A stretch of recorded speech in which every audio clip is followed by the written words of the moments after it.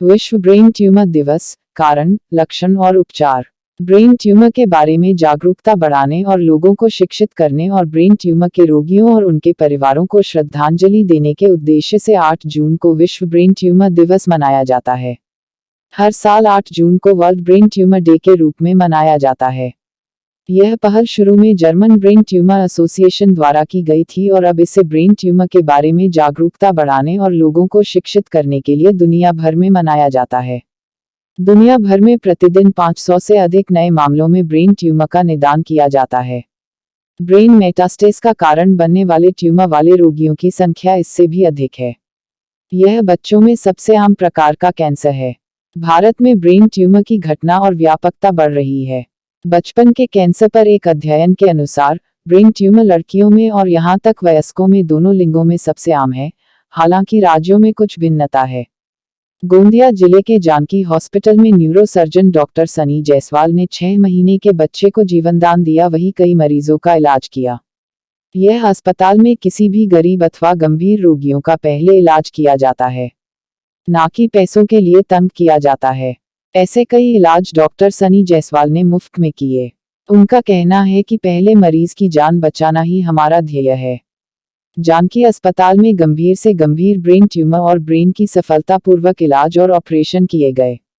छत्तीसगढ़ ही नहीं, महाराष्ट्र और मध्य प्रदेश से कई दूरदराज से मरीज अपनी चिकित्सा के लिए यहाँ आते हैं। आज विश्व ब्रेन ट्यूमर दिवस पर कई चर्चा और जानकारी लेकर आए हैं डॉक्टर सनी जायसवाल के साथ। आइए मिलिए युवा डॉक्टर सनी जायसवाल से, जो आज सभी चिकित्सकों में एक नई मिसाल है। आज वर्ल्ड ब्रेन ट्यूमर डे के उपलक्ष्य में गोंदिया महाराष्ट्र से सुप्रसिद्ध neurosurgeon doctor Sunny Jaiswal sir हमारे साथ हैं। आइए जानते हैं मस्तिष्क की जटिलताओं के और ब्रेन ट्यूमर के बारे में विशेष चर्चा। सर, अगर हम आसान भाषा में जानना चाहें तो ब्रेन ट्यूमर क्या होता है? सर, एक गठान होती है जो मस्तिष्क में उभरती है, कभी किसी को बचपन में, किसी को जवानी में, किसी को बुढ़ापे में, और इससे मस्तिष्क जो नॉर्मल मस्तिष्क है वो दबता है या वो अपने तरह से काम नहीं कर पाता है। और कुछ जो मस्तिष्क के बेसिक काम हैं, जैसे कि देखना, समझना, याददाश्त को स्टोर करना, चलना फिरना, इन कामों में कोई ना कोई परेशानी आती है। और कुछ केसेस में ये परेशानी इतनी बढ़ जाती है कि उनका जीना मुश्किल हो जाता है। ब्रेन ट्यूमर एक हमने बचपन से फिल्मों में देखा है, शाहरुख खान को हुआ था, आप लोग को याद होगा, हमने बचपन की टीवी में देखा है। तो वैसी बीमारी है जो जनमानस को लगता है बहुत बड़ी है, लेकिन आज हम 2022 में खड़े हैं और ऐसे टाइम पे हम ये बीमारी के ऊपर काफ़ी कुछ विजय पा चुके हैं। आज मैं देखूँ तो काफ़ी कम पेशेंट्स इस बीमारी से मरते हैं। तो जो हेल्थ केयर का एडवांसमेंट है, आज हम जिस तरह की चीज़ों को आज अपने हेल्थ केयर में यूज़ कर रहे हैं, उससे मैं कहूँगा 80-90% ब्रेन ट्यूमर क्योर हो सकते हैं। तो मैं ये जनमानस से आज जुड़ा हूँ आपके माध्यम से, तो मैं उनको ये बताना चाहता हूँ कि आज हम डरे ना इस चीज़ से, सही टाइम पे पकड़ लें अपनी बीमारी को और उस चीज़ का इलाज एक अच्छे डॉक्टर से कराएं, तो हम आगे एक अच्छी ज़िंदगी जी सकते हैं।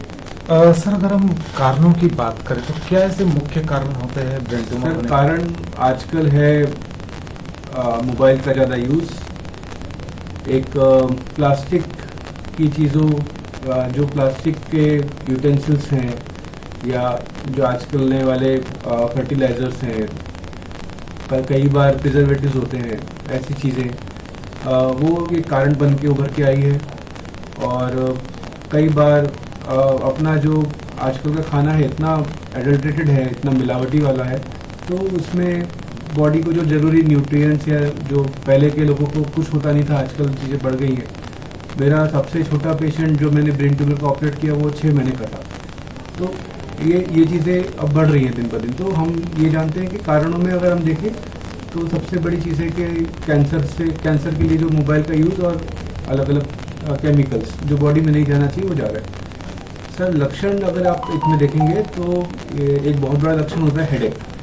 अपने हेडेक को कभी आप तवज्जो दीजिए, आप उन चीज़ों को कभी नज़रअंदाज करेंगे तो हेडेक आपको अगर आपने मिस किया और अंदर किसी वजह से ब्रेन ट्यूमर आया और आपने उसका साइज़ बढ़ने दिया तो आप अपने पेशेंट खो सकते हैं। तो अपने परिजनों को या फिर खुद को कभी हेडेक हो तो तुरंत डॉक्टर के पास जाए। उसके अलावा उल्टियाँ होना, याददाश्त की कमी होना, चलते समय बैलेंस नहीं रहना, कभी कभी ज़्यादा सोना, कभी कभी नींद ना लगना, ये मुख्य कारण होते हैं। और एक चक्कर आना, ये ऐसे मुख्य कारण होते हैं जिनसे हम पकड़ सकते हैं। सर निदान होता है इसका सीटी स्कैन या एमआरआई से। आप अपने डॉक्टर से कह सकते हैं कि सर एक बार आप, जैसे अगर आप मेरी बातें शायद अब छोटी छोटी जगहों पे जा रही हैं, तो आप अपने डॉक्टर से कह सकते हैं सर मेरा हेडेक पिछले 6 महीने से है, 1 साल से है, आप मेरा एक सीटी स्कैन करा लीजिए। मैं डॉक्टर तक अगर ये बात मेरी जा रही है तो मैं रिक्वेस्ट करूँगा, अगर मैं ये न्यूरोसर्जन हूँ तो मैं शायद सुबह शाम दिन रात ब्रेन के केसेस देखता हूँ, तो मैं एक ऐसे डॉक्टर से जो न्यूरोसर्जन नहीं है उनसे रिक्वेस्ट करना चाहता हूँ कि एक कोई अगर आपके ओपीडी में पेशेंट आए हेडेक वाला या ऐसे कोई सिम्टम लेके आए तो आप उनको तुरंत सीटी स्कैन या एमआरआई कराइए, ताकि वो पकड़ में तो आए, हम लोग जल्दी पकड़ पाए। सर आज हम बहुत लकी हैं कि हम लोग इस ज़माने में हैं, बिना सर्जरी के भी ब्रेन ट्यूमर ठीक हो रहे हैं आजकल। तो जो एक डर है मन में लोगों के कि सर्जरी करनी ही पड़ेगी, गलत बात है। गामा नाइफ सर्जरी आ गई है, रेडियोथेरेपी आ गई है, उससे ट्यूमर को जलाया जा सकता है बिना ऑपरेशन करे। ये एक मैं पहली बात बोलना चाहता हूँ। जो कन्वेंशनल सर्जरी है वो भी अब छोटे चीरे की हो गई है, अब काफ़ी चीज़ें कम चीरे से होती है और पेशेंट्स को हम लोग तुरंत डिस्चार्ज कर पाते हैं। मैंने दो तीन पेशेंट ऐसे देखे जो तीसरे दिन घर चले गए। तो इतना एडवांस अब हो गया है। बायोप्सी लेने के लिए हमको सिर्फ एक सेंटीमीटर का छेद करना पड़ता है स्कल में और पेशेंट का बायोप्सी हो जाता है। अब हम उस दौर में हैं, जी रहे हैं। बचने के लिए तो लिमिटेड यूज़ करें, रेडिएशन से बचें, स्वस्थ खाना खाएं, हेल्दी लाइफस्टाइल रहें और ऐसे लक्षणों का तुरंत अपने डॉक्टर को बताएं। सबसे बड़ी बचाव की चीज़ इसमें यही है आपकी सजगता। अगर ये मुझे पता ही नहीं है कि मेरे लिए ये चीज़ खतरनाक है, अगर मुझे पता ही नहीं कि शेर मुझे खाता है, तो मैं शेर से कोई डरूंगा नहीं। आपको अपने हेडेक से बचना है, डरना है, उसका एक सही टाइम पे अपना एक स्कैन कराना है ताकि हम जल्दी इन चीज़ों को पकड़ सकें। बस इतना ही कहूँगा, डरना नहीं है और हम आपके साथ खड़े हैं, हम आपको बचाएंगे, हम आपका जीवन एक क्वालिटी ऑफ लाइफ के साथ देंगे।